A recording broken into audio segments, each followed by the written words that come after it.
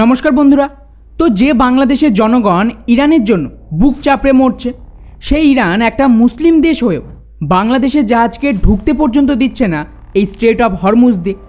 অথচ আশ্চর্যের বিষয় দেখেন, 3 বেলা যে দেশকে গালি দেয় সেই কাফেরদের দেশ ভারতের এখন হাতে পায়ে ধরছে বাংলাদেশের সরকার, যাতে কোনোভাবে ভারত এখানে বাংলাদেশকে বাঁচিয়ে নেয়।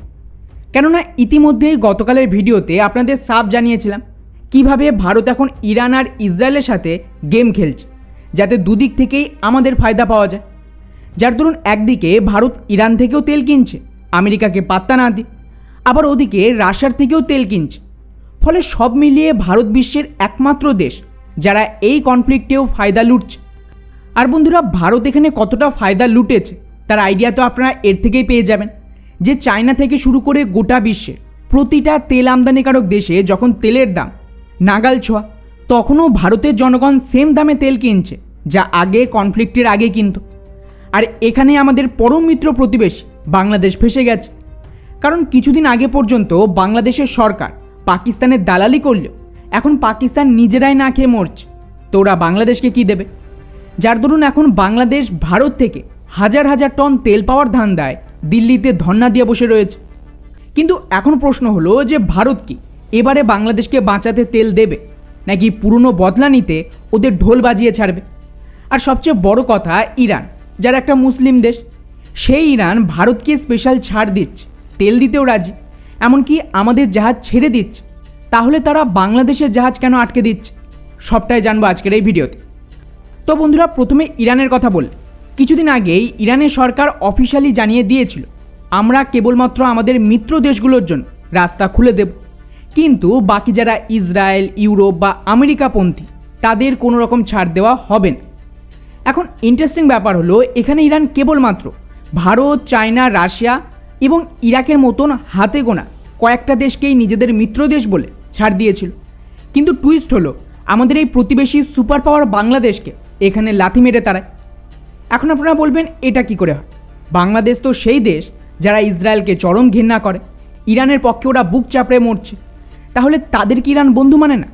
অথচ ভারত, যে কিনা ইসরায়েলের সরাসরি চরম মিত্র, গোটা বিশ্বে কথা জানে এবং আমেরিকার সাথেও মোটামুটি আমাদের সম্পর্ক ভালো আছে, আবার আমরা খামেনির মৃত্যুকে পর্যন্ত কন্ডেম করিনি, তা সত্ত্বেও ভারতকেই স্পেশাল ছাড় কেন?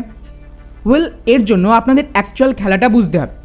জিওপলিটিক্সে একটা বিষয় খুবই গুরুত্বপূর্ণ, সেটা হলো ক্যাশ ফ্লো, অর্থাৎ টাকা যেদিকে উঠবে সম্পর্ক সেদিকেই ঘুরবে। ভারতের ক্ষেত্রেও তেমনটাই হয়েছিল। ভারত এমন এক দেশ যারা কোনো একটা পক্ষকে সাপোর্ট দেয় না, বরং সব দিকেই নিজেদের গুটি সাজিয়ে রাখে। ফলে ইরান জানে ভারতকে খেপালে হবে না।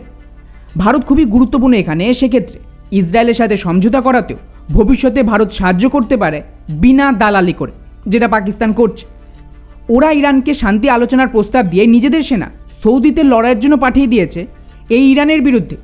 তাই ইরান এখানে ভারতের পাশে রয়েছে, এমনকি ভারত ইরানের তেলও কিনবে, যেটা বাংলাদেশের মতন দেশ পারবে না আমেরিকার বিরুদ্ধেই। এবারে বাংলাদেশের কথা যদি বলি, তো ওরা কী জিনিস তা ইরান বুঝে গেছে। কিছুদিন আগেও যে ইউনিস সরকার ছিল সেটা যে পুরোপুরি আমেরিকার পাপেট তা কারোর অজানা না, এবং সেই সময় তো আমেরিকার সাথে চুক্তিও হয়েছিল যে আমেরিকার অনুমতি ছাড়া বাংলাদেশ কোনো ডিল মানে তেলের চুক্তি করতে পারবে না। তো স্বাভাবিকভাবেই বাংলাদেশের এমনিতে জিওপলিটিক্সে খুব একটা গুরুত্ব ছিল না, তার উপর এখন তো ওরা আমেরিকার বিরুদ্ধে গিয়ে ইরানের থেকে তেল আমদানি করারও সাহস পাবেন। উপরন্তু ভারতের সাথেও বাংলাদেশের সম্পর্ক কিছুটা খারাপ আছে, তাই সব মিলিয়ে ইরান এদিকে খুব একটা ইন্টারেস্ট দেখায়নি। যার ফলস্বরূপ খবর দেখে গত 40 দিন ধরে বাংলাদেশের এক জাহাজ আটকে থাকার পরে বাংলাদেশের সরকার যখন ইরানের কাছে রিকোয়েস্ট করে যে আমাদের এই একটা জাহাজ ছেড়ে দিন, তা সত্ত্বেও ইরান ওদের জাস্ট পাত্তাই দেয়নি। খবর বলছে বাংলাদেশের সরকার প্রথমে 2 বার ইরানের কাছে অনুরোধ নিয়ে যায়, কিন্তু ইরান তখন শোনেনি। তারপর তৃতীয়বারের মতন আবার অনুরোধ করলে সাফ জানিয়ে দিয়েছে ইরান এই জাহাজ ছাড়বে না।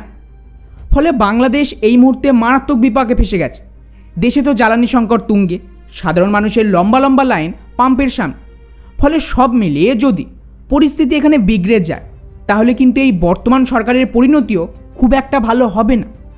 যারাও তাই এখন তড়িঘড়ি বাংলাদেশের সরকার ভারতকে তেল লাগাতে শুরু করে দিয়েছে, যাতে কোনোভাবে ভারত ওদেরকে বাঁচিয়ে নেয়। আর সেটাই হচ্ছে। গতকালই ভারত থেকে প্রায় 8000 মেট্রিক টনের বেশি ডিজেল পাঠানো হয়েছে বাংলাদেশকে, যা ভারত বাংলাদেশ ফ্রেন্ডশিপ পাইপলাইনের মাধ্যমে অলরেডি পৌঁছে গেছে। আর হ্যাঁ, এটা সেই পাইপলাইন যাকে বাংলাদেশের উন্মাদ জনগণ উড়িয়ে দেওয়ার হুঁশিয়ারি দিয়েছিল। এছাড়াও এর আগে গত মাসে মার্চ এপ্রিলে আরও 5,000 টন সহ মোট 25,000 টন তেল পাঠিয়েছে ভারত। আচ্ছা, আশ্চর্যের বিষয় দেখেন, ভারতের এত বড় সাহায্যের পরে আপনারা বিন্দুমাত্র পজিটিভ কমেন্ট পাবেন না বাংলাদেশের জনগণের তরফ থেকে। কারণ ওদের স্বভাবই হলো যে হাত ওদের খাওয়াবে তাকেই কেটে ফেলে। ফলে এই সমস্ত বেইমানি দেখে আপনাদের মাথায় প্রশ্ন আসাটা স্বাভাবিক, তাহলে ভারত সরকার এই সমস্ত তেল পাঠিয়ে বাংলাদেশের প্রতি এতটা উদার হওয়ার কী প্রয়োজন? এর পেছনে দুটো কারণ রয়েছে, আর দুটোই খুবই গুরুত্বপূর্ণ। প্রথমত, ভারত এই মুহূর্তে আমাদের আশেপাশে যত দেশ রয়েছে তাদের আমাদের ওপরে ডিপেন্ড করাচ্ছে। এর ফলে সুবিধা হলো, যেমনটা আপনাদের বলেছিলাম, ডলারাইজেশন হয়ে গেলে, মানে আমেরিকান ডলারের পতন হলে আগামী 2-1 বছরে এই পুরো রিজিয়নের আধিপত্য আমাদের হাতে চলে আসবে, যেটা মাল্টিপোলার বিশ্বের অংশ হয়।